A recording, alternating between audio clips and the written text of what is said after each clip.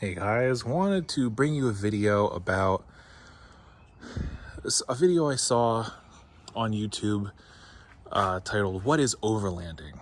And the video, brought up points about the guy made a video and everyone was in the comments telling him that he wasn't overlanding and what they said overlanding was and what you had to do to be considered overlanding. And to me, it brought back a lot of feelings that I had when I was in the muscle car and classic car community, where you have a car and some people say that's not a muscle car, that's not a classic car, that's not cool. And it's very similar mindset for both groups in that you're going to have I'll call them the elitists, the ones that have, the 70s Super Sport Chevelles and the 69 Dodge Charger RT SE Hemis and the Hemi Mopar guys in general, blah, blah, blah. Also, the Rubicon Wranglers and the Cherokees with, 1 tons and 8 inches of lift and 40 plus size tires. And with all the overlanding gear strapped all over their cars and stuff. And both groups will say, nah, what you're doing, that's not off-roading, that's not overlanding, that's not a muscle car. You don't have this, and that. And so, for me, my opinion, and emphasis on my opinion, you don't have to agree, that's how opinions work. Anyway,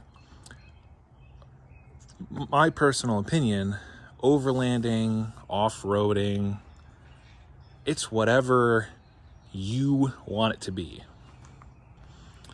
And just like muscle cars, classic cars, if you say your car is a muscle car or a classic car, then it is. Nobody else has to agree with you as long as you're happy with it. So, prime example that I'll give you.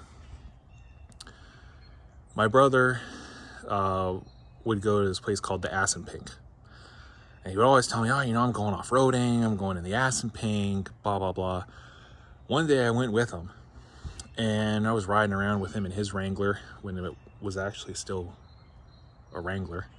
And he's taking me on all these dirt paths and all this stuff, and then we're leaving. And I'm like, I thought we were off-roading. And he goes, that was off-roading.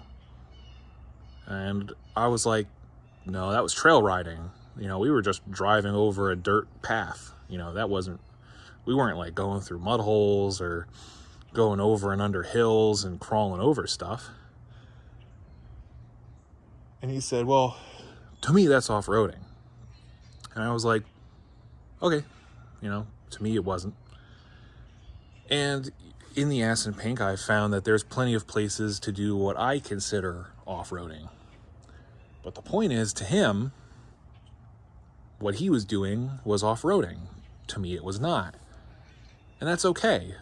So the mindset that you have to remember that a lot of people are going to be in is they're going to be out there trying to justify the money that they spent on mods. So go back to the muscle car guys.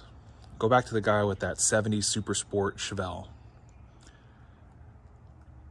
That guy's got a whole bunch of money tied up in that car, whoever drives it. And then you take a guy showing up in a 76 Nova with Patriot side pipes and all that stuff. Chevelle guy is going to say, oh, that's not a muscle car. That's not a classic car. Because this guy has maybe a tenth or less into his car as Chevelle guy does, but they're at the same car show.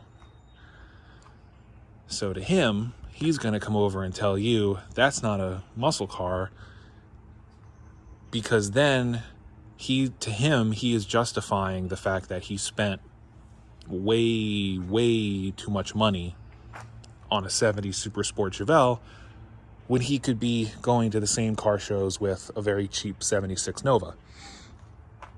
Same thing with the off-road guys. You know, you're going to get the guys that special build their vehicles to be crawlers and say, I'm going off-roading. And then you'll get the guys that just bought a Wrangler at the dealership and, you know, go off-roading, and they say, I'm going off-roading. And the guys that spent all the money special building their vehicle will say, nah, you're not off-roading. What I'm doing is off-roading. They're justifying what they purchased. Because if you say, if they knew that you were having the same fun that they were having in a vehicle that you did no work to and spent less money on, then that makes their vehicle stupid. It was a waste of money, waste of time. So they need to maintain the fact that they didn't waste time and money by trying to tell you what you're doing is not what they're doing. And that's that. Because, you know, the overlanding video, the guy was showing comments where, you know, people were saying, oh, you know, to go overlanding, you need, you know, big, you know, off-road tires and a lift and a low-range transfer case and lockers and 4, you know, big gears and all this stuff and winches, and you don't. You really don't. So, sorry, allergy time. But, so yes. So, what is overlanding? What is off-roading? It's whatever you want it to be. And the fact of the matter is, you do not need to build your Wrangler up into something fancy to go off-roading. So that's that, guys. Let me know what you guys think, and I will catch you later.